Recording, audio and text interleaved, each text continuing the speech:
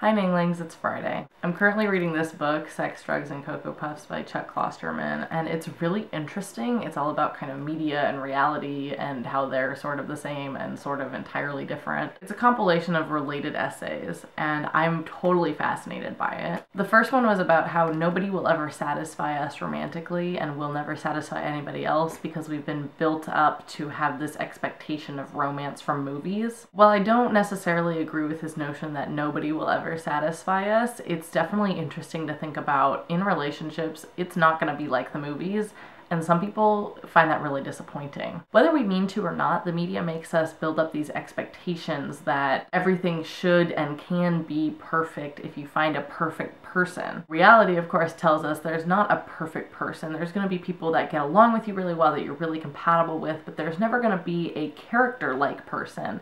And if there was a character-like person, they would probably really aggravate you because you're real and they're real. I misspoke, but I have no idea what I just said, so I'm just gonna say I meant that you're real and they're not real, and that's probably really aggravating. His second essay, which I also find really fascinating, is about The Sims, and if you know me, you know how much I love The Sims. Chuck Klosterman talks about how he made Sim Chuck the first time he ever played Sims, and of course he tries to reconstruct his own life with building his house and trying to make somebody who looks like him and acts like him, but he says it's really hard to do that because we're not very self-aware. If you've ever played The Sims, there's like a personality thing and you have to rate your sim from sloppy to neat. And he says, how am I supposed to choose that? I don't know what I'm like, because he can't be self-aware. Can we ever be self-aware? And I agree with his notion that no, we can't always be self-aware. Either because we deny it, or we have a hard time seeing it, or we see it from a completely different perspective or with a different reasoning behind how we are. People can't be self-aware entirely. Then he talks about how it's so fascinating that we play The Sims and we like playing somebody who is average and completely mediocre and boring. They just read the newspaper, they make food, they call their friends, they go to work. Like, it's boring, right? Because it's just regular life. But for whatever reason, we find it really interesting, and he says it might have something to do with a natural inclination towards voyeurism and trying to understand other people, and we create Sims to try to understand people who are just like us. He also says that we have the Sims as an outlet to do things that we couldn't do in real life. You can trap your Sim in the swimming pool and watch them die. You obviously can't do that with another human, and it seems cruel when you're doing it, but at the same time, it's kind of a social experiment that you're conducting in your head. Anyway, I think this is a fascinating book. I'm only 3 essays in, so I obviously have a ways to go. See you next week. Zach, I'll see you tomorrow.